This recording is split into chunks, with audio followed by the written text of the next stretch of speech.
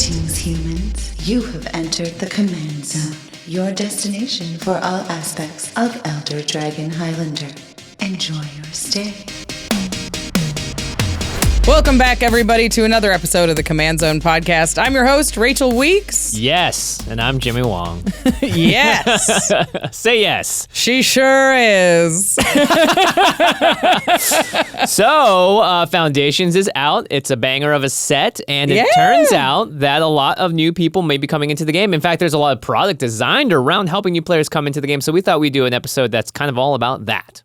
Yeah, it's about how to teach your friends and family Magic. You have the tools now. Foundations is out. There's a lot of different products. You can get them.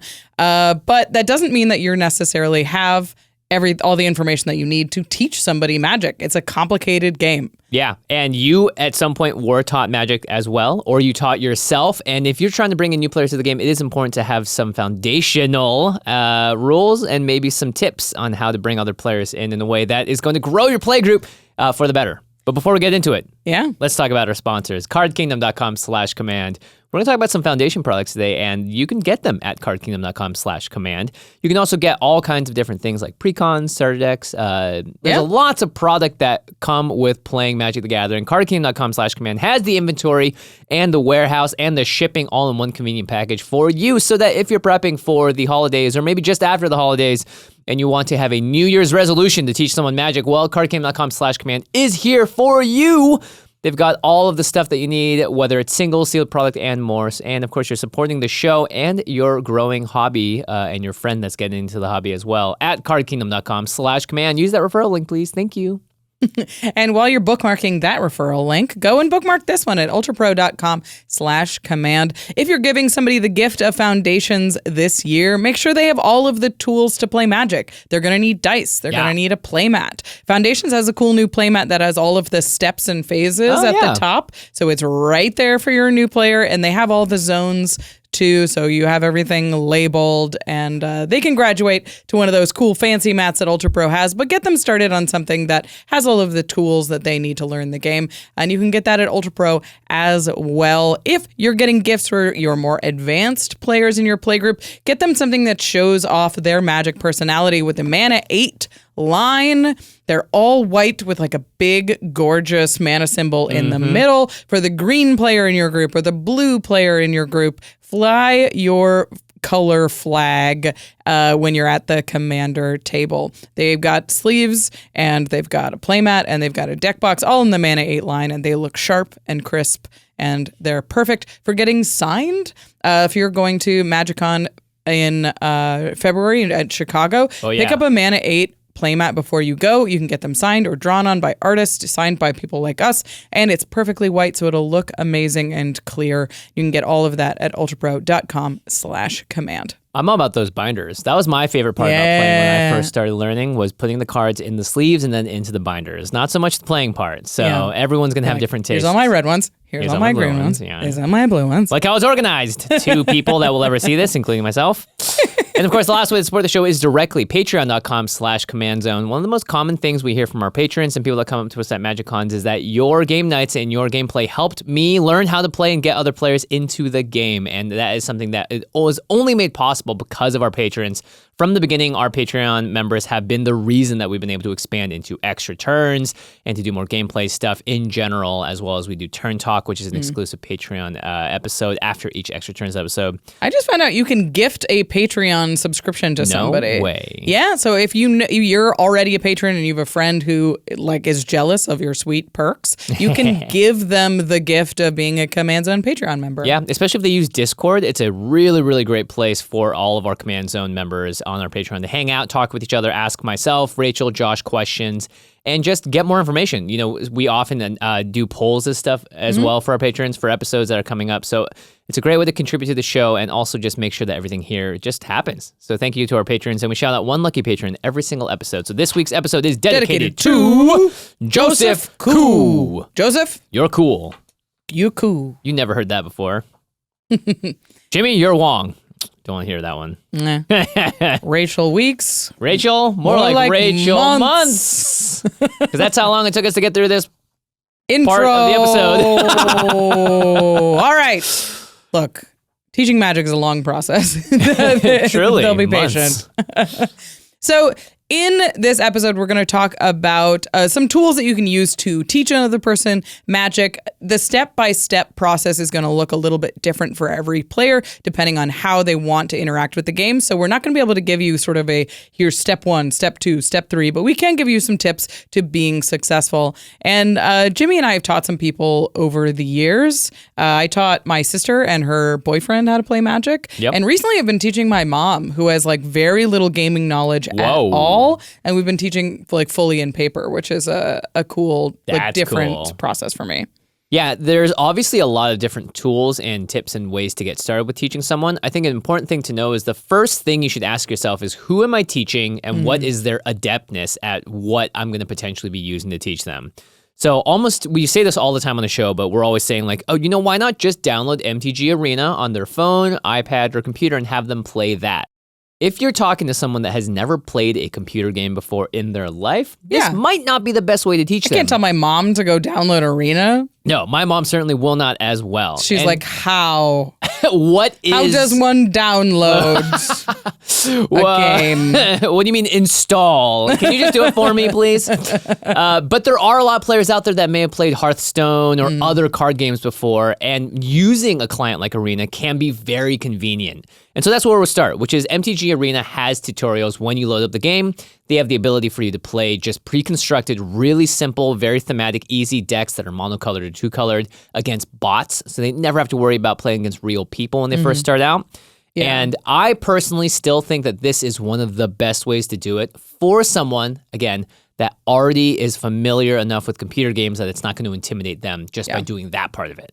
I learned on Duel of the Planeswalkers. It was before Arena was really existed. So and Duel of the Planeswalkers was great. It had a lot of different like puzzle challenges to get you learning how to play. And Arena is even better than that. It's much easier to use. It has much more tools, and then there's a sort of a pool that it dumps you into where you can become a full-fledged Magic player on the other side. Yeah, notably, Arena does not do things like slowly walk through all of the steps of a turn. So there are things that Arena will skip that are important as the player gets more and more advanced. But as far as just like what is Magic and what happens, it's a great way to start with the animations and all that stuff. It adds to that.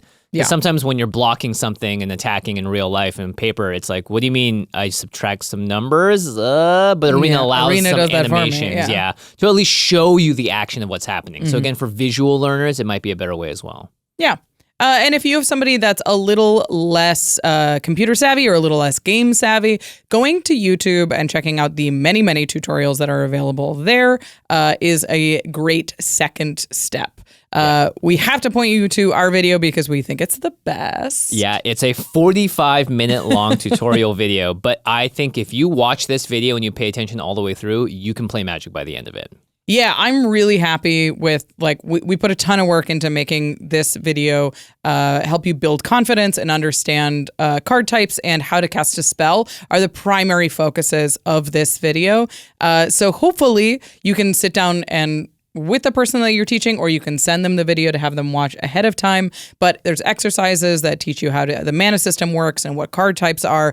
And it teaches it in an order that hopefully makes it very palatable and legible for new players. Yeah, so you can either sit down with the player and watch it with them, and if they have questions, pause it as you go, answer those questions. I think a great 1-2 punch is watch the video, then play Arena, and see if those two can really help you understand it as a fuller package. There's again, you can't just do one thing in this world and just be like, that's it, that's all you need to know. Combining it with a couple of these options, I think, is really where you get the comprehensive knowledge in order to really play Magic, and then get the experience of doing it too. Because it's a lot of information. 45 minutes of just like constant talking can be a lot for someone to get through. You could even say, hey, do it in 15-minute chunks. If you're like me, I rewatch things. So I would rewatch the first parts of a video over and over again until I really got it. But again, not for everyone, but I think being there with the person you're teaching is important. Because you'll notice when they start to glaze over and not pay attention and be like, okay, this is a little boring. Maybe there's another way I could teach them. Yeah.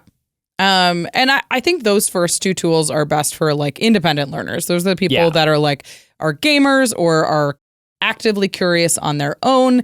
If you're bringing somebody in who isn't necessarily as like enthusiastic or independent or more of a natural gamer, you're probably going to end up teaching them one-on-one in person more often than you're going to be using these digital tools. And it's really tricky because we're not as good at teaching one-on-one as we are as like the tools that are designed to do that. Yeah. Right? Notably, not everyone is born to be a teacher. Yeah. Right? That's not necessarily in your life's purpose. Some person may be a great teacher and an awful X other thing. Or some person may be great at that and bad at teaching, right? So it's just not a skill that you innately learn. You've been taught to your entire life, but that doesn't mean that you're necessarily a great teacher. But that doesn't mean that you can't teach. Yeah, because that's like why so many people get into Magic, right? Is they want to spend more time with their significant other or this friend or their friend group or something. Someone's expressed interest and you want to make sure they can come in and play, So you don't want to learn the game in like sort of a chilly person setting if you're here to play Commander and hang out with your friends. Yeah. So learning in person is just sort of a realistic part of the Magic learning process. So today we're going to focus on tips for that part of this process, is the in-person, one-on-one training and teaching process, because it's the trickiest. Yeah. And the other one we mentioned is just easy. Yeah. Just watch a video, play the game on the computer. But if you told me to watch a 45-minute video and I wasn't really interested in Magic, I don't think I would be doing that. Yeah. But teaching in person, being like, hey, let's get some lunch. After lunch, we'll learn how to play Magic for the first time. That to me sounds like a grand old time. For sure. It's a much warmer version of Magic, and you get like the fun part, which is the other person that you're playing with. Yeah. Because you may be the person they play with the most, notably. So we're going to go through a lot of different tips about that teaching in-person process, excuse me. P word. Poopy. We got there. Wait. Process. But you're going to need some kind of product, is where I was going, to actually teach them. So I think the next step is, what tools do I have to even start this process? Yeah. What should I buy? Cards is the first one. You can't just take kitchen utensils and hope that they're going to work as Magic cards on the table. Cards that have the text on them. So we have some options. So let's go through some of them really quickly. There's various starter kits that are still around. There was, especially in 2023, there were some really great ones. There was like a Dragon versus Angels one, and there was the Lord of the Rings one, which is very fun, especially if the person you're teaching relates with that Universes Beyond. This year, there was the Bloomborough starter kit. Excellent. Another, who doesn't relate with cute creatures? It was the blue-red otters and the white-green rabbits deck. And all of those are simplified dual decks that are designed to play against each other, and they give you the tools and some of the like teaching guides in the box. Yeah, and all three of those are very different thematically, but are still Magic at its core. So you could just ask the person, right? Hey, which one of these interests you the most? They could be a total like fantasy nerd and love the Dragons vs. Angels. They could be a huge Lord of the Rings fan or just love cute stuff.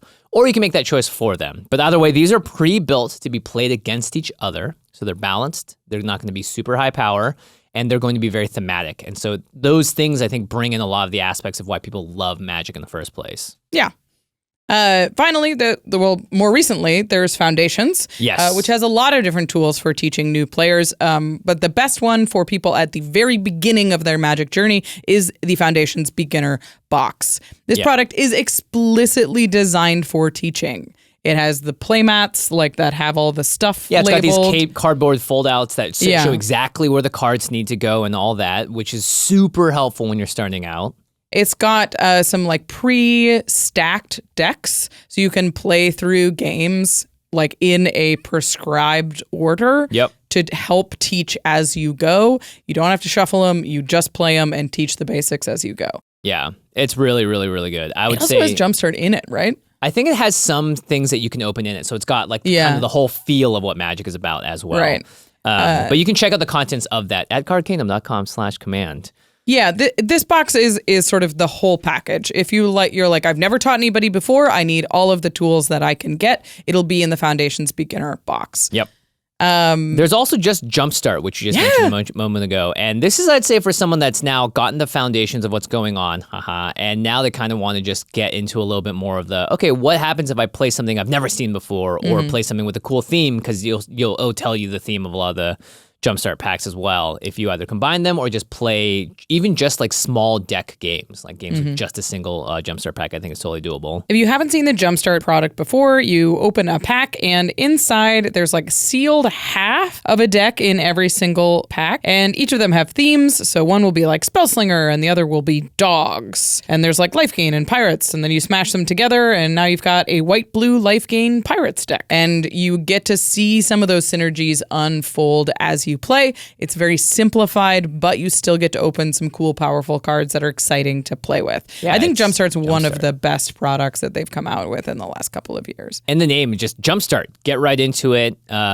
Get the excitement of cracking a pack too. So there's a lot there that I think can be really fun for a player. Again, just gauge what the person you are teaching is going to be into the most. If they don't care about cracking packs, they just want to play with cool looking dragons and dinosaurs, there could be something that's perfect for them in what we just mentioned. Yeah, the coolest thing I think about Jumpstart is that you get that personalized like deck building feel without having to go through the arduous process of actually building a deck. Where you're like, okay, I want to play Angels and Life Gain. That's that's my vibe, and you get to pick those two and build that synergy together. Yeah, I think that's actually really important to note. Do not start, and I'm just gonna, never say never, but you should never start someone off learning how to play Magic by having them build a deck. No. That is just not a good place, because even me, 10 years into this podcast, have immense difficulty building decks. It's hard. It's the hardest thing about Magic, honestly. So pre-cons, pre-built decks, foundations, Jumpstart, these are all things that do not require players to sit there and think about how much mana should I put in, how do I do the right fixing, and all these other very complicated questions. It's just about getting them started as soon as possible, because I think the joy of Magic for a lot of people is the first time you do something cool in the game. Not necessarily something that you plan to do and then bought the cards and built it for. That comes later on in the process. I think when you just really get into it, having that first like, wow, that was so cool, I did this and then that happened, is one of those hook points. And once that hook is in, then teaching them the more complicated parts of it and allowing them to explore what's interesting to them is where it's the most fun. Because someone could just be a pre-con player their whole life and just love that. This is an important thing to remember, is that this is the very beginning of this journey, right? So this is the start. You don't need to teach them everything about Magic in a day. You don't have to get them to your level in a day. You just need to get them excited to play another game. Yeah. And that's it. Magic is great. You just have to give them the tools to understand and feel confident playing it. So that should be your entire goal in this teaching process, is to build confidence and to express enthusiasm and help them connect to the cards and the game. Yeah, it's like Sam taking that, this is the furthest I've ever stepped out of the shower quote or whatever. This is the furthest away from home I've ever been. Yeah, in this case, it's Magic the Gathering, and it's a long road to Mordor. So those are the three products that we recommend the most to get started with, is the starter kit, the Foundations Beginner Box, or Jumpstart, depending on their preferences.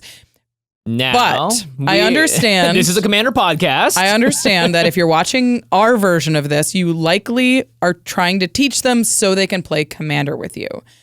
That's awesome. And that is part of the journey. And I understand that you're going to want to give them a Commander deck and get them playing. Yeah. But teaching is so much easier in 1v1 because the decision trees are so much smaller. Yeah. You have one opponent, you have two options to remove. It's a simple attack pattern. You start learning the fundamentals in 1v1 before you can build to a multiplayer scenario where suddenly you have to evaluate each player and their board state, and there's 4 times the number of cards and you've never seen half of these before. So that's where we recommend starting. But you're a Commander player, and I understand if you want to get people started on Commander, the starter Commander decks from 2023 are a decent product to start with. Yes, they are, however, much more complicated than the products we just mentioned, especially like the Foundation stuff. Yes, there are 100 different cards first of all. So there's no repeats except for the basic lands. So it takes longer for them to feel confident in their deck. There's special because rules as they're well. always seeing new cards. Yeah. They're constantly seeing new cards. Heck, it's even harder to shuffle the darn thing. It is. Like There's a lot of different I've been things. teaching my mom with a commander deck that I made for her because I figured that was part of it. Yeah, It's like yeah. she wants to be included in the commander process, so I got her a commander deck. But even though the deck has like 4 functionally like the explosive vegetations, Yeah. they're all a little different because it's commander. Yeah. If I could put 4 explosive vegetations in the deck, it You would be would. much easier for her to understand what was happening. Wow, you're making your mom shuffle 4 times more in that deck? I see. I'm learning this process as well. Yeah. No kidding. So these starter commander decks are designed to be cool and interesting and easy to play, but even at their most basic, commander is more complicated than 1v1 Magic. Yeah, but a lot of the same things still apply. You can find a Lord of the Rings commander deck for the person that loves that, a Bloomburrow one, etc. So there will still be that amount of like, hey, I'm attracted to this, so I'd like to learn this. And I think that is going to gloss over a lot of the more difficult parts of it, because as long as that initial pull is there, that can help get over some of the bigger hurdles. But just keep in mind that it is a very different thing. And there's new rules. There's a commander of the command zone that has commander tax. There's different things that, right? There's just other parts of the mulligan process is different. So just keep all of that in mind, which is why, again, we really do recommend doing the basic stuff first. Like if you want to go play basketball, you're not going to throw them into a 5v5 situation immediately. You're gonna give them the ball and be like, this is how you dribble. Get this? Yeah. Shoot into that. Shoot into that. Right now, there's not even going to be someone in front of you. Yeah. You're Let just alone, trying like, to get hitting there you. and not, dribble so you don't carry or whatever and shoot it into the hoop. Yeah. And then it's like, all right, thank you for lobbing it into the hoop. Here's how you shoot a little better. And you are still 10 steps away before even putting another person in front of them. Right. So giving someone a commander deck is like really tossing them a little bit into the deep end, but there are still ways to mitigate that, which is don't be playing multiplayer in the first place if you can help it. Nope. That was my first experience with Commander. I already knew how to play Magic, and I was immediately overwhelmed. Yeah. It's even if you start them with a starter commander deck and you want to get them familiar with their commander deck, play 1v1. Yeah. Play just you versus them.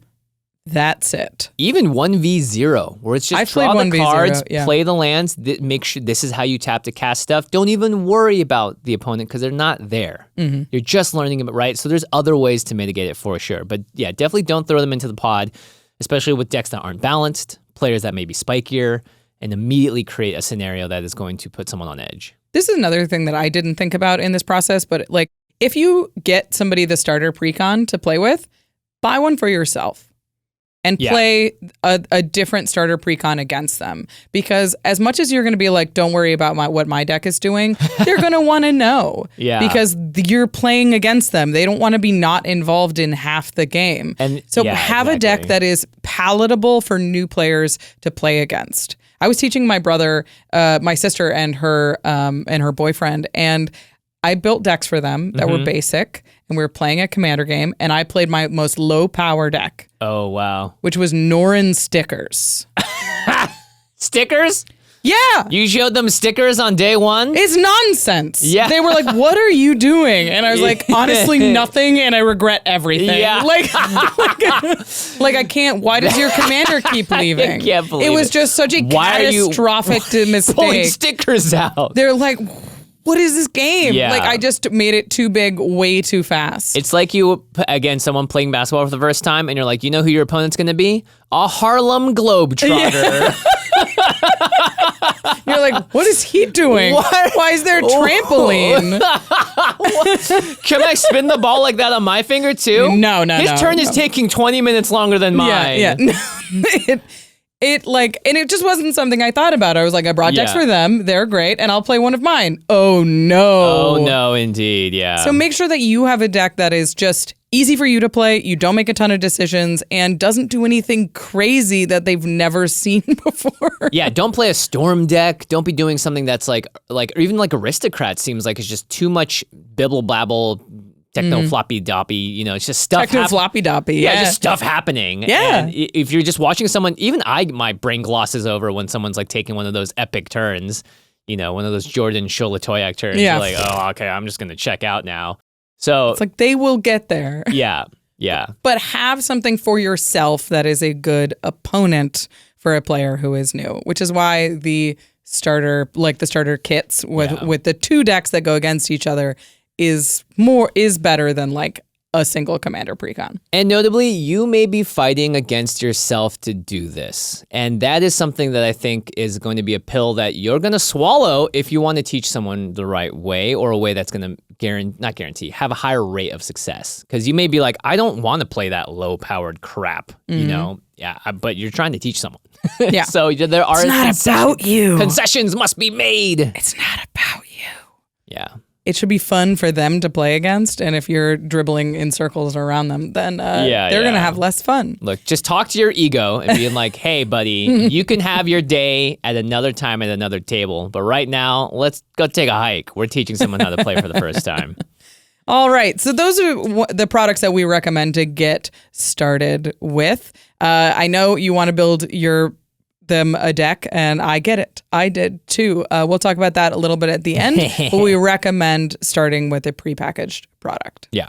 Okay, so let's talk about a new topic, which is introducing someone to cards for the first time. We've talked a lot about what to get, but putting a deck of cards in front of someone is a different experience. And so when you're now bridging that gap of like, hey, let's play Magic, I want to teach you, I've got this stuff for you, how are you going to even get them started in a way that isn't super intimidating? And this one's pretty easy, I think. This one is sort of like got the childish appeal on all of us. Mm-hmm. My baby, when he first saw Magic cards, instantly wanted to do this, which is just pick them up, eat them, drool over them. Yeah. But mostly just pick them up and look at them. Yeah.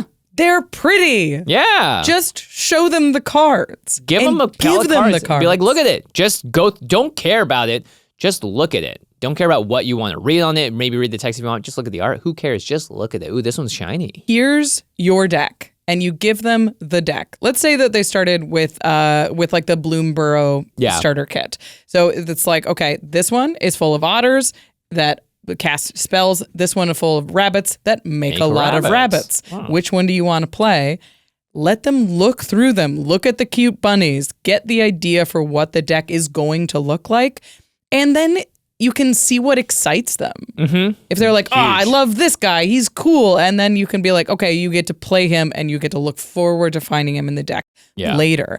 Build that connection with the cards before you even tell them what everything does. Yeah. Just let them, and this is a huge time for you to be really attentive and present as well, because you got to know, oh, they love the stuff that's cute. Oh, they love the stuff that looks big and scary. Mm-hmm. Okay, cool. That's giving you hints. Maybe they're more of a Johnny. Maybe they're more of a Spike. Who knows, right? But this is a great time for you to at least understand who you're teaching, and then you can begin to tailor things that you're teaching them as well. Like, hey, remember when you really loved that thing in the past? Look, it's showing up here and it's doing this thing. And you're going to combine your knowledge of what they're doing into sort of the excitement that they can have. And again, we're trying to get a snowball rolling down the hill, right? That's how it happens with all of us. And then soon you're 20 commander decks deep. Yeah, I mean, and I think this is a great opportunity to start teaching card types when you sit next to them as they go through the deck and be like, okay, so this one's a creature. You can tell because it's got the numbers in the corner. That's going to stay on the battlefield and fight for you. Yeah, it's a real physical thing. So then you can like put them in a stack of creatures and have them just start reading cards and looking for card types. You can see that there on the card. This is its name. And it's way more interesting and engaging as they're looking at the cards than being like, okay, so there's 9 types of cards in Magic. The first one is a creature. We don't need to worry about battles. And this one's, we're not going to talk about battles and planeswalkers today, but there's 5 different kinds of sagas and there's equipment that you can give people swords. It's way too much. You need to show them the cards that are in front of them. Be like, that's a creature, what you're looking at right now. Yeah. And as you go through the process, they're engaged and can set memory to cards where you're like, I remember that one. It's a sorcery. Yeah. I also like when someone has like an instant, let's say it's an instant that's like blow away or something, a fictional card name. It's like, look, this is a creature being blown away. Here's the art. Can you guess what this might do? And sort of pairing up the fact that a lot of Magic cards actually are very intuitive in their nature just based on their name and art. And for a lot of players, that's enough to actually just get a fundamental understanding like, okay, this does something to something else. This is a thing that fights for me. this is something that just kills something. It's a lightning bolt, right? So like that as well to get them into the lingo of what Magic is about. Because now at this point, if you start giving me or Rachel just a card name out of nowhere, we can kind of suss out what it does to some degree. And I think a lot of Magic is about that. And it makes the game less intimidating when you start to play it as well. Especially if you're teaching people through like Universes Beyond cards where it's like, oh, I recognize this is the moment where like Eowyn killed the Witch King. Yeah, exactly. And you're like, it's Smite the Deathless. You look at it and you're like, I get the idea, and it kills something. Great. Cool. I'm rewarded for my knowledge of this, and it tells me what it does on the card. Yeah. Like, that's cool and intuitive and starts to open up sort of the wonder about the game when you can see how connected these things are. Yeah, that's a great point. UB is filled with those moments, and so it's really easy to understand, oh, Isildur's Fateful Strike. Got it. Yeah. I got what's happening. Magic Arcanum has a great video that's tips for teaching Magic players. I watched a bunch of different videos going into this, and this is the only time I'd seen this, is when they're going through their cards, sort them by types as they go, and it helps them recognize like, oh, my sorceries are separate from my instants or separate from my creatures, and you can see how many lands are in a deck, and you can see how many creatures are in a deck, and it just gives you a very visual representation of like what the contents of this deck are right. as you go, and it like just gives them starts to build muscle memory of like how to sort piles and how to move their cards and how to read their cards. That's cool. I like which that. I think is really smart and basic. Right? Yeah, and just telling people too, like, here are lands. Lands are the things that create the mana or whatever, the energy or whatever the lingo is to cast stuff, right? So they can at least understand, okay, this is a land. It looks fundamentally different than the other ones. I get it. Maybe we'll sort like these are our permanents, they stay on the battlefield, from these are our spells that go to the graveyard. Yeah. And like that just starts to illustrate how the game works before you even get into the game. Yeah, but at the very least, have them understand what a creature is, have them understand what the land does. That I think is the most fundamental part of what Magic is. And remember, before you even do that, you should tell them the basic goal of the game. That's right. I think Magic players often start with the color pie. They're like, red is fire and green is monsters. And you're like, what are we doing? Yeah, why am I here? What is this game? How do I win? What's the point? Yeah, what is the point? You have to give them a broader picture before you get into the specific cards. But once they're attached to the cards, it's time to start playing. It is time to start playing. So finally. The in-game instructions are the most difficult part of teaching Magic. They're also the most fun because that's when you actually start to get to play Magic. So we're going to give you some tips for navigating that process and trying to be successful in your teaching. But before we get into that, we're going to have to hear a few words from our sponsors. This show is sponsored by Liquid IV. Season's greetings, cool cats! This year, I, Jetmir, Nexus of Revels, will throw the most perfect holiday party! This whole crime family will come together as the Halo Fountain!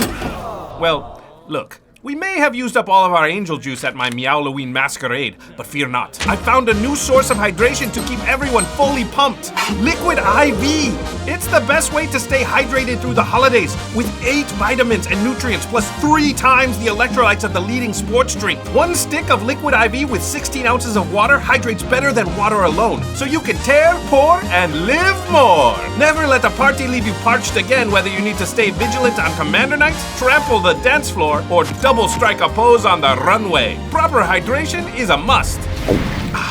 Halo was good, but this pina colada flavor is simply divine. Hey, how do they make this stuff? No angels were harmed in the making of Liquid IV. Stay hydrated through the holidays with Liquid IV. Get 20% off your first order of Liquid IV when you go to liquidiv.com and use code COMMAND at checkout. That's 20% off your first order when you shop Better Hydration today using promo code COMMAND at liquidiv.com. The holidays are a magical time, wouldn't you say? I wouldn't say it like that, but yeah. You get to share so many fun memories with family and friends, but wouldn't it be great to do that year-round? Definitely, which is why this year we're giving the gift of Aura Frames. These days, a lot of families are really spread out, but with Aura frames, everyone can still see those big milestones, silly moments, or epic board states your parents can pretend to understand. Setup takes only 2 minutes, and with free unlimited storage, you can invite as many people as you want to upload to their heart's content. So no matter how big your family is, everyone can share in one place. No more asking your parents to navigate 1,000 different social media platforms. Plus, you can upload from anywhere in the world, so even when you're on vacation, everyone can see those stunning pics right away. Or you can preload your frame, so it's filled with fun memories right out of the box. So this year, get your family an Aura that's actually playable. Oh yeah, Aura's a card type. That's clever. Save on the perfect gift by visiting auraframes.com to get $35 off Aura's best-selling Carver matte frames by using promo code CommandZone at checkout. That's auraframes.com, promo code CommandZone. This deal is exclusive to listeners, so get yours now in time for the holidays. Terms and conditions apply. The holidays are upon us, so I, Jace the Mind Sculptor, have been brainstorming the best gifts, and I've zeroed in on some favorites. I'll even let you +2 and look at the top gift on my list. You won't want to put this one on bottom because it's RAYCON's Everyday Earbuds. Yes, their latest model is better than ever with multi-point connectivity to pair with 2 devices at once, a whopping 32-hour battery life, and a vibrant array of new colors including my obvious favorite, blue. And these earbuds even come with active noise cancellation, so all that chatter you don't want to hear gets bounced back to its owner's mouths. Features like that usually come at a mythically high cost, but RAYCON start at just half the price of other premium brands. Between their affordability, top-tier audio quality, and sleek, stylish design, I proclaim RAYCONs truly are the ultimate holiday gift. My ultimate is too hard to make a pun about. I tried, and I'm smart. Save big for the holidays and get up to 25% off site-wide at buyraycon.com/command. That's right, you'll get up to 25% off everything on Raycon's website when you go to buyraycon.com/command. That's buyraycon.com/command. Yes, I win! Probably, anyway. Probably. What's going on? I just goldfished a huge turn on ARCHIDEKT. Check it out, they've got the best playtester in the business. Playing and tapping your cards is as simple as clicking them. Everything goes right where you want it, but you can drag things by hand and group them together in different ways too. Then there's easy shortcut keys for things like making copies, sending cards between zones, and starting the next turn. Nice, so this is a Traxa. All that proliferating's gotta take a while. It doesn't actually. Just right click and hit proliferate all counters. Oh wow, yeah, you probably do win. I think so. ARCHIDEKT is the best place to browse, brew, and playtest commander decks. Just go to archidekt.com/command-zone to get started. That's archidekt.com/command-zone. Welcome back, everyone. We're talking about how to teach someone Magic the Gathering today, and we're gonna kick it off with just something that we just briefly mentioned beforehand, which is big picture. What is going on when you shuffle up and play and you sit across from each other? I find that Magic obviously can be explained in a lot of different ways in terms of the purpose and the goals, and each will resonate with someone differently. So in general, I always go like, you're 2 wizards trying to kill each other or defeat each other in battle. But that might not work for someone. They might care more about like, you are going to be summoning cool magical creatures that will do battle for you on the battlefield. And then you can also cast crazy spells to kill creatures or do things directly to your other wizard opponent and illustrate it more than just sort of the brutalist approach. Some people, it's like basketball, except in this case, the basketball is the da-da-da-da-da, right? So it will depend. Some people care about, it's all about strategically outmaneuvering your opponent and making sure that you can control them or defeat them with aggressiveness or da-da-da-da. You have a decision to make. They're at 20 life, they need to go to 0. Everyone's gonna wanna learn differently. It could also be like, hey, it's like Call of Duty, but not. Yeah, I mean, you know this person that you're teaching. You know why that they're excited about Magic. Hypothetically, you've gone through all the cards at this point, and you have like an idea for what gets them excited. You're like, okay, so you can use your dragons to attack me, to take my life total from 20 to 0, and I'm going to use my angels to attack you and try and get your life total from 20 to 0. Yeah. And or I'm going to try and kill you with 1,000 goblins. You're going to try and kill me with 1 dragon. Let's go. Let's do it. Let's see what happens. And starting with that goal will help inform everything. Because that's how they learn strategy, right? Is the goal is 20 to 0. You get there by hitting me with dragons and sometimes casting spells. Yeah. Great. Now I know what I'm trying to do.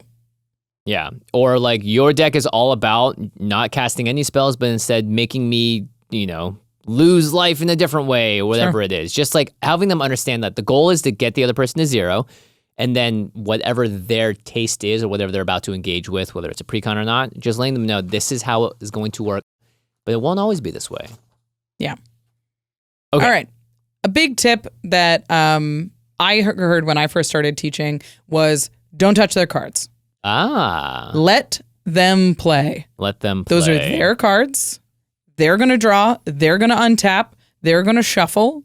Let them do everything because that's how they build muscle memory, right? Untapping your lands, then going to draw, shuffling your deck. They can't improve if you're the one that's doing everything. Yeah. And you can give verbal instructions like don't forget to untap, or when that creature attacks, you have to tap it, but don't tap their creature for them because they won't remember next time. Yeah. Also explain to them what tapping means. You can say turn it sideways. Yeah. At this point, I feel like if you're in the game, you've gone over a basic knowledge, like you've watched one of the videos or you've indicated that kind of stuff. But I mean, as you're going through the process, let them play. They're here to learn how to play. If you play for them, it's going to feel like they're doing bad. There's going to be pressure. You're in their space. Give them time to read their cards and make decisions and take the game actions. They'll be bad at it, but it's their first time. Yeah, definitely don't rush anything. Mm-hmm. That's a really important one, which is like, hey, untap. Don't forget. It's like, that's not how you would teach a child learning how to be on a bicycle for the first time, is it? So there are certain training wheels that are going to be put on, and the training wheels in this case can just be time and patience and allowing things to unfold at the pace they need to. The person might want to sit there and read their card 20 times before anything happens. That's totally fine. Let them read. Let them read. You can also ask them like, hey, if you have any questions, you feel free to ask me. Is there something you're confused about? But rushing someone is definitely not going to help them learn any bit faster. One thing that I like to do when I teach someone for the very, very first time is I take out I take the deck apart and I just take out the creatures and I take out the lands and I just make sure that it's a decent balance of lands to creatures. And I'm just like, we're only going to play a game with creatures and that's it. Just understand up to a certain point. We don't need to do the whole thing, but we're not going to put instants in your hand, enchantments, sorceries, all that stuff, unless it's super fundamentals of the deck. But we're just going to understand what does it mean to place lands and cast creatures and then go to combat. So that might be something that you can consider as well, which is like for the first time playing, because they're already going to have a lot of overwhelming stuff to do, untap, upkeep, draw, main phase, combat, all that stuff. How can I even simplify that into an even simpler game? So that's something that I like to do personally in my first time around. Yeah. Make sure that you just limit choices. Yeah, limiting choices in a way that is going to allow them to understand what's happening better. The next tip we have is narrate your turn. When you're playing and you're hopefully playing a deck that's balanced against theirs, not like I did, just play simply and explain what's happening. I'm going to untap, I'm going to draw, I'm going to play my land for the turn, and then just say everything in a way that you can start to explain some strategy. Is like what I'm getting at. So what I recommend is when you're playing against a person, you should both play open-handed. So hands on the table. And so you can help them make decisions, but they can also see you make decisions. So you can be like, okay, I'm going to play my land for the turn. I have a tapped land and nothing to do this turn, so I'm going to play this land now. Yeah. Yeah, it's almost more for you as the experienced player because you can see what their hand is. And again, you're not telling them, you're not touching their cards or telling them exactly what to do, but you can be like, okay, the reason that I'm not doing anything in this turn is you can see on the cards here, I can't actually cast any of them. They're too expensive. So I'm just going to play a land and that's going to do it for my turn. And now you get to go. I love the idea of using your turn as a teaching tool rather than theirs. Yeah. And because you get all of your choices. This is all your space. And you can explain things and strategy here, not too much, some strategy. Don't go crazy. And then on their turn, they can have questions because they've seen it happen and they can make their own choices without considering like being bogged down by your strategy suggestions. Yeah. Yeah, and I would say too, play in as simple of a way as possible. You know, if you can avoid doing too much craziness in terms of like holding up a bunch of instants, things to gotcha cards 2-for-1s in their first time playing through, it might be in your best interest. So you might purposefully sandbag something just to make sure that the player is understanding the fundamentals of the game before they get into the more complicated oh, wait, I have to consider 3 new things now when I go to combat? Why is this so much more complicated than when it was just a second ago? Yeah. And remember, repetition, repetition, repetition. Use the same words. Say all of the phases. They've only done this a few times. The more times they can do it, the more times they can hear it, the easier it is for them to remember. Yeah, and I think like opening the space for questions is really important. Like make sure that they feel comfortable asking whatever questions. I've had a lot of times where someone go, oh, sorry I'm taking so long. Oh, sorry, I just don't know what to do. And I'm like, there is no need for an apology from the person learning for the first time. And if anything, it may indicate to me that I might be pressuring them or I might be adding sort of a time feeling to them. And so I always want to make sure that I can loosen that tension as much as possible, which is like, there's no mistakes. There's no need for apologies. I'm here to teach you. Please let me know what you need. And I'm happy, overjoyed even, to help you out. Yeah, I mean, I think that's a great point, is just making sure there's space for questions. Yeah. Like having some dead air where they're reading or where they're thinking and just waiting. Yeah. Just wait until they figure it out or wait until they ask a question. It is they're playing and you're guiding. So you're facilitating, if anything. It's like you're participating in a game with them, not telling them what to do. And I think that leads us to the next point is don't teach strategy yet. Yeah. Don't worry if they play the wrong land or if they attack with the wrong creature or if it's like, don't do that because I have that I have a thing that I could do. Is let them make mistakes and learn from them. Not in a gotcha way, but in a way that like cements, oh, I attacked with a creature that's smaller, they have a bigger blocker, and that was the consequence. And let them take it back and stuff. Don't just beat them into the ground. Take backsies are great, but allow the thing to finish and be like, oh, my creature died, but yours didn't. Like, yep, so that's what happens in this combat because of this. Now, we can rewind the turn if you'd like and start again. And you're like, okay, cool, yeah, I love that. I want to press the Prince of Persia Times of Sand button or whatever it is. And that's like, that teaches them strategy that's relevant right now. Yeah. Like, that is the only thing they need to know is what do I need to know to make this decision that I'm making right now? Yeah. Not if I had this or if this happened or what if I had these two things. No. What do you have right now on the table? How can I play this game well? Yeah. Not Magic in general well. This game on the table. And they are building off of a bank of almost zero knowledge. You are building off of a bank of years, potentially even decades of knowledge of games. They've never been in the crazy situation that you've been in that you're now considering in this certain case scenario, whatever, but they're just doing it for the first time. So it's very important to, again, allow them to make the mistake. This is a huge problem in general with helicopter parenting that I've seen and something that I've decided to pull back on a lot of, which is my child wants to touch the hot stove. I'm going to let him.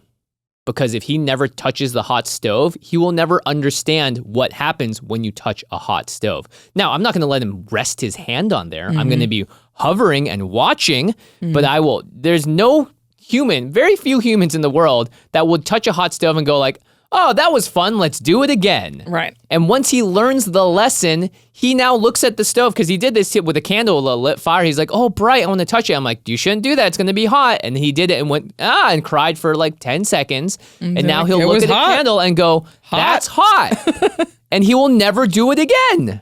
And that's the exact same, which is like, it may be never again, because I make the same mistake in Magic all the time. But if I don't make a mistake in Magic, there's no opportunity for me to learn from the consequences of my actions and the mistake I made. Yeah, so you have to give them the opportunity to build a foundation of experience. Yeah, exactly. And this is like the least impactful thing in the world. No one's getting hurt. No one's losing their life savings. They're just, a creature died in combat and they went, oh, that didn't feel so good. And you're like, well, that's what happens in this scenario because of that's how combat works. And they go, oh, I get it. All right, I'll take it back. And I'll do it again. You're like, okay, well, I guess we have to learn this lesson a few times. But that's fine. That's how it goes, right? You're going to keep making the mistake until you learn the lesson. But if you don't make the mistake, you're never given the opportunity to learn the lesson. Yeah, we're at the point in our Magic careers and our Magic journeys where we want to play well. And they're at the point in their journey where it's just, How? How? What? What's happening? Not why Yeah. or I want to play good. Yeah. I want to play. Some players want to play good when they start off. That's totally fine. But That's they fine. still have to learn how But they to need play. how and what Yeah, still. yeah. Why? You can give them sort of the cursory answer to that. You should attack here. I don't have any blockers. Mm-hmm. Like, I can't defend myself and I have nothing to attack you. So it's a great opportunity to attack. Yeah. But not, well, you shouldn't attack because I'm a red deck and I might have a haste creature. So you got to be careful because your life total is pretty low. Like, just less, always. Yeah. And I would say a huge part of the joy for a lot of people is discovering your own strategies and then putting them up against other players and putting them up against other strategies and put them into the test. I've seen so many players do some wonky, weird things. I'm like, that doesn't seem sound at all. But then they do something really cool with it. And the joy is right there on their face when they do it. And you go, why am I sitting here to be an old curmudgeon and take that joy away from them if that's clearly something that they want to do? And it turns out that that's how new strategies get born, right? Like I've seen Josh Lee Kwai do a bunch of things where I'm like, what? That doesn't, and then you're like, oh, wow. He's approaching this in a completely different fashion and there's nothing wrong with it necessarily. It's just what his taste is. And there's something for me to learn from it too. Yeah. Right now, your job is just to facilitate what excites them about the game. It's Yeah. not to make them a better Magic player. It's to make them a capable Magic player. They can play Magic, and they're excited to play Magic. They want to play again. They are confident in their growing ability. Yeah. That is your job to get them to that point, not for so they beat you or they're like a wizard all of a sudden. Yeah. Just they know to untap and draw and attack and all of like what summoning sickness means. And that kind of thing. Yeah. And I would say don't sandbag yourself to the point where you're playing very poorly. Maybe don't like play to get them. Don't be like, haha, I'm going to hold up these combat tricks. They're never going to see it coming. But more just like, okay, well, if they're going to attack like that, I'll do the correct block here so that they understand what will happen normally in a situation. Not like, I'm going to block in a way that is just completely unprofitable to me, like I'm a level 1 computer. Right. Because that doesn't teach them anything either. Yep. Okay. Up next, give them the tools to learn more or to become a better player. Make sure that they have everything that they need to actually learn the game, as basically as like having a piece of paper that says untap, upkeep, draw, first main, combat, second main, like end step. All of the words that they're going to need to know on a piece of paper in front of them. Make sure you give them dice, especially if their deck cares about +1/+1 counters, but even just for the life total. Yeah, don't be putting Cheez-Its and stuff on your cards, or little slips of paper just easy. Just make sure the dice are there. If the cards need sleeves, make sure they're all sleeved up. Some people, it helps them with the shuffling and all that. But yeah, the tools are very important. And then we have online tools too. That's the big thing about this point, I think, is making sure that they have the space to expand their knowledge as much as they're interested in doing so. Obviously, you're a resource for them. They can ask you questions. They can text you like, hey, I'm playing this game and I don't know how this works. What is vigilance? Here's vigilance. You can answer those questions. But making sure that they know what to search for or where to go when they have questions. Like Card Kingdom's YouTube channel has videos on dozens and dozens and dozens of keywords. Oh, cool. You can go and just be like, what is kicker? And there's a 12-second video that explains what kicker is. Nice. The command zone can help with strategy long-term and deck building. Yeah, it could also get them excited. People watch game nights to get excited, and we do a pretty good job of going through our turn, making sure we're announcing everything and casting and all that stuff. So it in a lot of ways, the way that we talk on game nights is a way that we like to also teach. Yeah. That's a reason why we're so prescriptive with all the stuff that we say and the reason we explain the strategy as well. Tolarian Community College has a lot of very, very basic Magic videos that'll help you understand each color or help you understand basic strategies, especially 1v1 strategies. Yeah. So that's a great resource to go to as well. Arena, we already mentioned, but if you've taught them in paper and you want to give them a chance to stay up to date. Keep all of those skills fresh. Like when you teach somebody and you can't immediately play again the next day, some of those skills get lost. Yeah. But Arena is something that you're like, okay, I just learned all this stuff. Now I can apply them on my own time, and can learn in a slightly different context. Helps solidify things. Yeah, and another tool that's going to lead us to our next point here is just the tool of time. So digesting what they've just learned is an important thing. To not just be like, all right, we're going to binge 20 hours of Magic today and hope that at the end of it, you're not exhausted and overloaded and want to learn more. So one of the greatest tools for a lot of people is just understanding how to separate out the way that you're teaching them in a way that allows it to really give them time to breathe. You know, don't be like, great, now we just play this whole thing, watching 2-hour game nights video and see what happens. It could just be like, let's go outside for a walk. Let's talk about something else. Let's go get a meal. And if you have something that comes up and there's a question or you're curious about something, I can be a resource for you to answer questions or whatever, but let's not overload what you're doing here so that you want to come back to it too. Yeah, we've all been burned out on Magic in our own ways. And the way to avoid burnout is just by giving yourself some time to breathe and to not get too overloaded with what's happening. Yeah. I mean, that was my favorite thing about like Duel of the Planeswalkers is it's just on your phone. You can play one quick thing. Yeah. And you can, when you figure out the puzzle, you feel rewarded. You're done. And that's it. Yeah. You know, so like I learned in person from a friend, but I solidified all of those skills on my own time because I was interested in the game. And you have to make sure that the person that you're teaching, A, is receptive to being taught.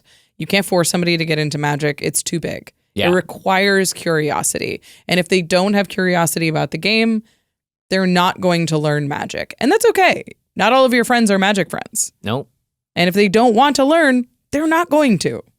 Yeah. And they don't need to. Yeah, they don't need to at all. There's millions of games they can go enjoy instead, because strategy card games are not for everyone.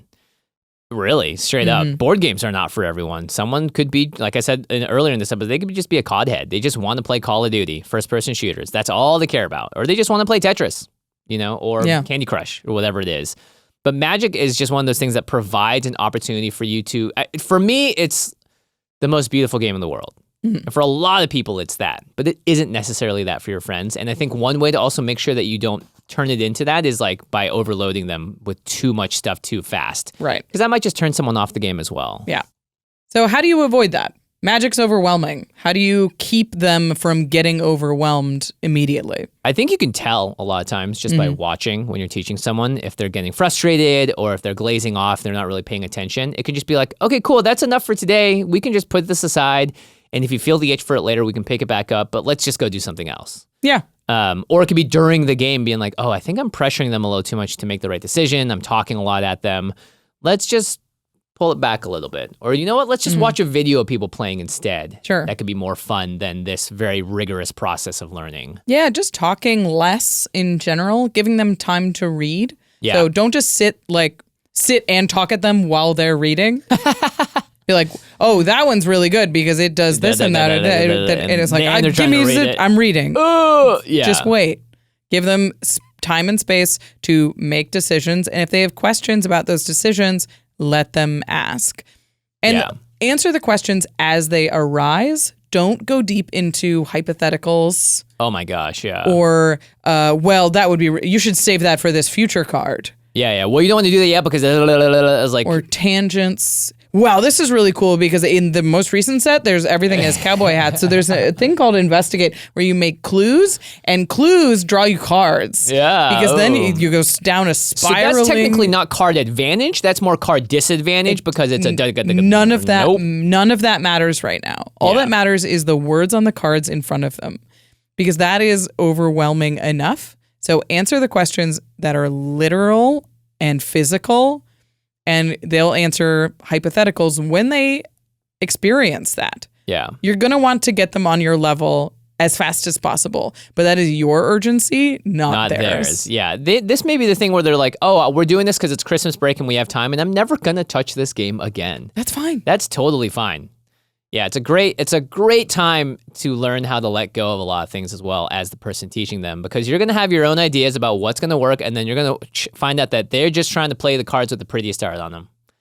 And that is going to be their experience. And if you're getting in the way of that, you're immediately hurting the chances of them wanting to play this longer term, because they're going to learn that, oh, this isn't a place for me to do what I want. This is a place for me to listen to what you want me to do and then have me do it. Yeah. Not so great. And I think that's the like a great last point is just remember the goal isn't to make them the best Magic player in the world. It's to have a good time with your friend or family member. Yeah. It is like they don't have to be able to play a Commander game tomorrow.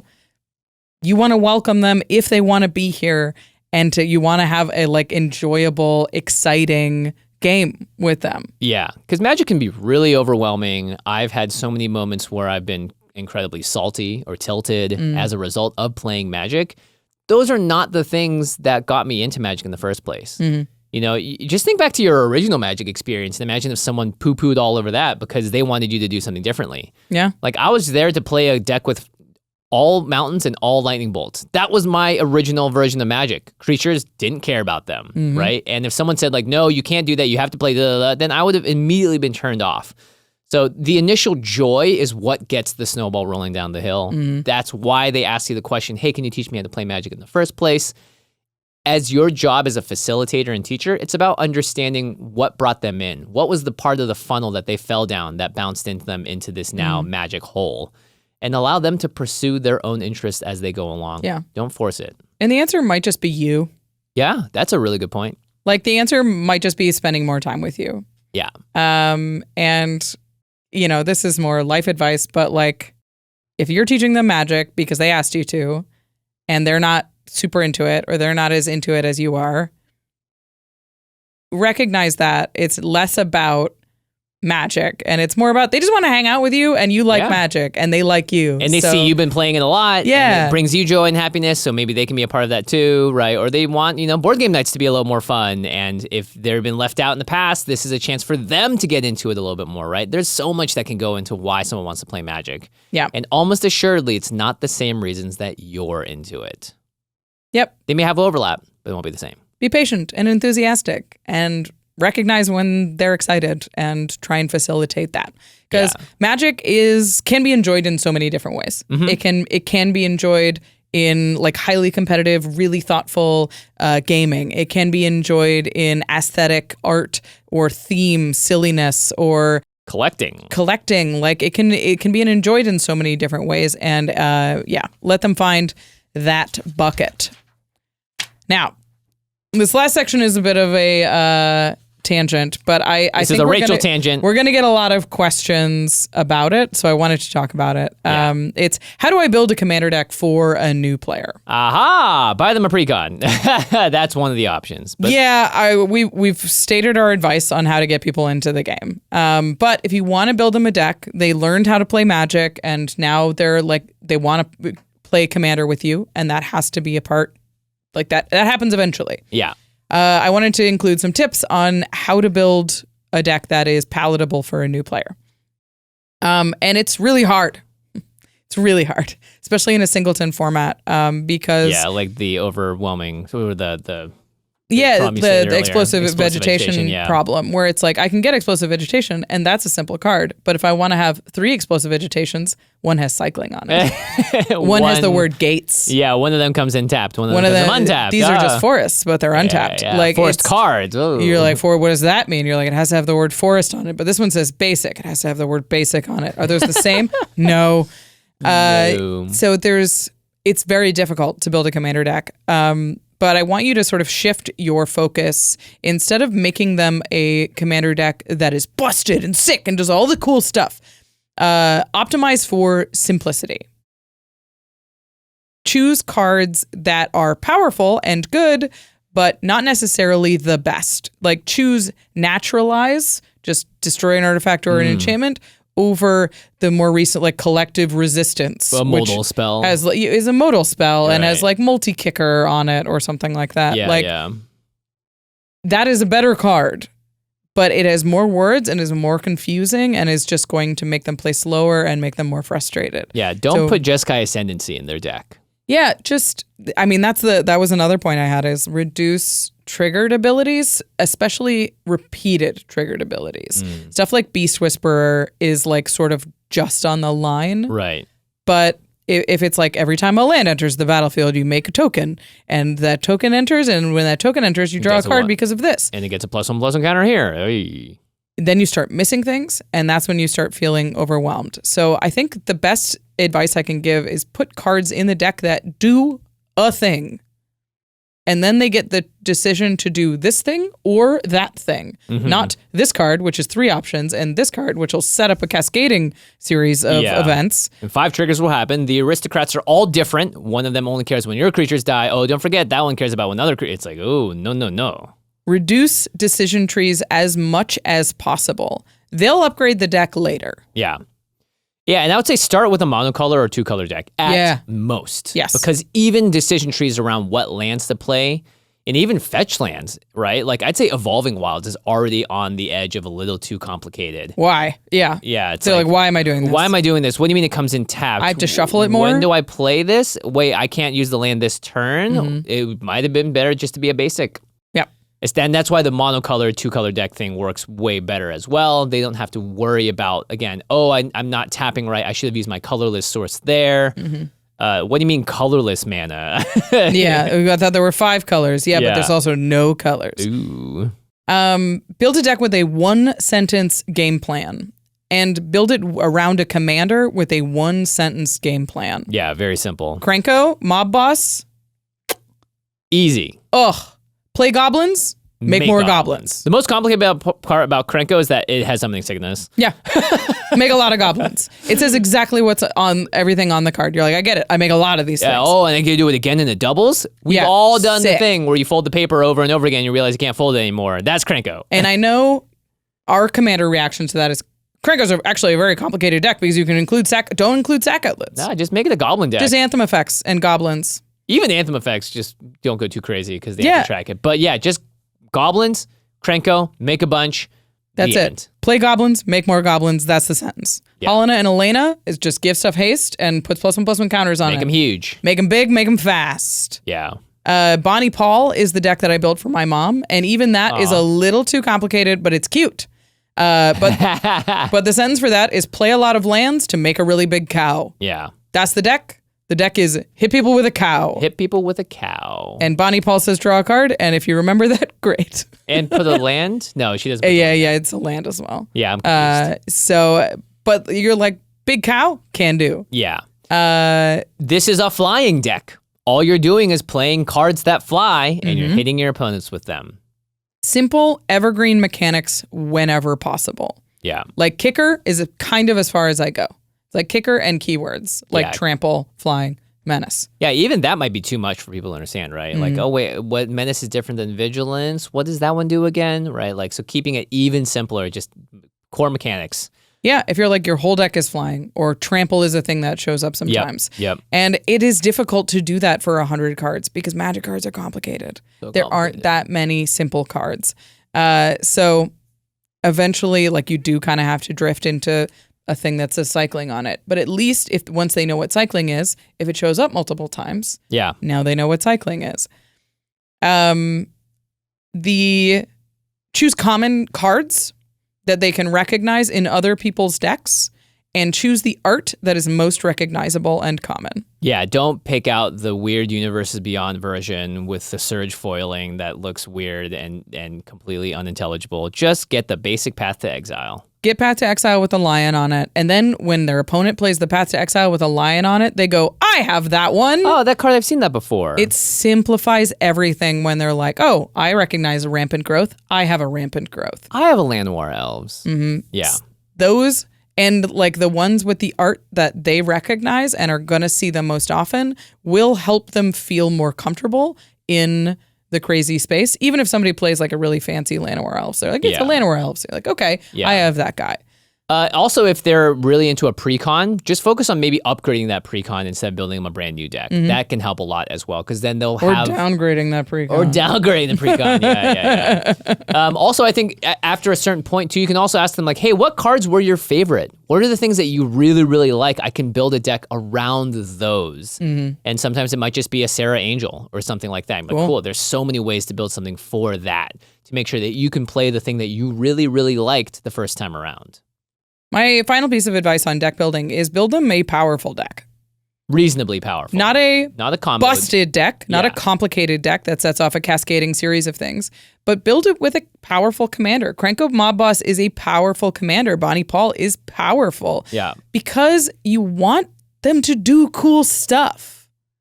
People are like, you can't give them Krenko. Krenko's too good. And you're Yeah. like, don't give them a bad deck. Yeah, then they're doing nothing Then against they're all of your tuned. then they're doing nothing and they're confused. Yeah, absolutely. You want them to have a board state where they're like, I made 80 goblins Yeah, because that's sick. that's what I wanted to do. I gained 100 life this game. Sick. Good job. You want their deck to be functional and you want it to be good and cool because that's what Magic is. And it's really not hard to build a good deck on a budget. It's so easy, especially if you're doing like a pre-con upgrade. Like a lot of those decks function out of the box as like a 6.5 that just can hang. I think that's the main thing is like the deck needs to be able to hang to some degree. And that also will turn, when you end up playing in a regular pod with them, making sure that other players don't bring decks that can't hang or are too powerful. Because again, a bad experience is I did nothing all game. I brought a battle cruiser deck to a CDH table. It's like, that's not going to be pleasant for anyone, even the experienced veteran Magic players. Yeah. You want something that looks sick. It's like, did you see how big my cow was? Did you see how many goblins I had? Do you remember when I one-shot Jake? That was so cool. That was sweet. Sorry, they wouldn't say one-shot. Remember when I killed Jake with my giant cow that got flying? And then you gave it flying? That was so wild. Those memories are important to is fostering enthusiasm about Magic, and they're not hard to do as long as you're like, okay, your plan is to make a big cow. And you do that by playing as many lands as possible. This card says get some lands. This card says get some lands. So you want to prioritize getting some lands. And then getting your cow. And then getting a cow. Yeah. So having a mission statement, a very clear elevator pitch for what they're trying to do, and a very linear line that says, this is what you do to get to here. Yep. And that's how you win. So it's in life. You're trying to build confidence, and having a simple plan helps do that a lot. So that's it. Those are all of our tips. I can't believe we all just taught everyone how to play Magic. Yeah, we did it. Yeah, the episode started on a how to teach someone to play Magic, and then I was like, well, the answer is different for every single person. It's just not going to be something that we can cover comprehensively. Yeah. So all we can do is try and make you a little bit better of a teacher. Yep. And we hope that you have joy and fun doing it as well. It is the season of giving and the season of family and all that. So to the listeners, do you have any tips for teaching new Magic players? If you do, please let us know. Let other people know in the comments, on Twitter, wherever. This is one of the episodes where I highly encourage people to post comments about what they like to do to teach other players, because there's going to be a treasure trove of information down there, especially things that we haven't covered. And again, everyone learns differently. Everyone's going to have different experiences. So your sharing really does matter, and it really helps us all out. Yeah. If you have a product or an accessory or any kind of tool that we didn't mention, put it in the comments. Those are really helpful as well. Yeah, for sure. Okay. If you want to pick up any of those products, any of the starter kits that we mentioned, any of the Foundations products, go to cardkingdom.com/command. You'll be supporting the show while you do so. Card Kingdom has a huge selection. If you're trying to get all of the regular printings for this new deck that you're building for your friend who is a new player, Card Kingdom has them, and you can get a ton of them all in one place. If you're like, oh, I do have to buy a command tower, weird, they don't have any command towers, you can get them at Card Kingdom. I ran out of the Soul Rings recently, so it happens. You're like, oh. I was like, why do I not have a freaking Soul Ring? I thought those were infinite. Yeah. But Card Kingdom has all of the tools to get a collection started for them, to build them a really cool deck in exactly the printings that you're trying to do with the most updated errata text. Yes, that's actually, we should have mentioned that. Don't use old cards with tons of weird babble text on them. They may be cooler to you, but they don't know what those mean. That's why the precons are always nice, is that they, for the most part, right, they'll say enters instead of enters the battlefield. Updated I kind of like the other version, but yeah. Get those at Card Kingdom and you'll be supporting the show. cardkingdom.com/command. Then go to ultrapro.com/command and pick up the sleeves that might match the deck that your friend is playing, or get the deck box or the playmat or whatever else it is to make them feel even cooler when they sit down to play across the table from you, or to make yourself feel even cooler this holiday season and every season. Style on them. Style on them, yeah. Haha, your deck sucks, but my you're playing without any sleeves? Yeah, bro, what? Nah, just kidding. ultrapro.com/command. You can really personalize what you're doing here. And like Rachel said earlier, if you're going to be at MagicCons this next year, it's a great time to pick up the Mana 8 line or other stuff that you want to get signed by people. Even just the deck boxes are amazing to sign. They have tons of options. ultrapro.com/command. They guaranteed are going to have some cool deals as well. Every single year they have some wild deals on old products or stuff that they're trying to get rid of.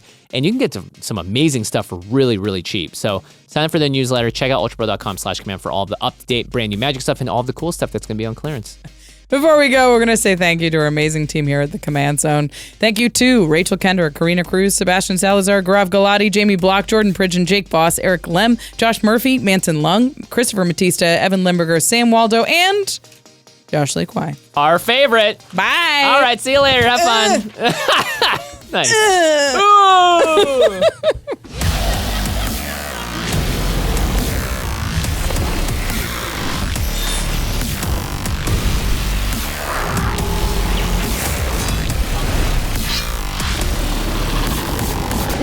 For your attention. For further inquiries, send an email to commandcast@rocketjump.com or ask us on Twitter @JFWong and @Josh Lee Kwai. See you later, alligator.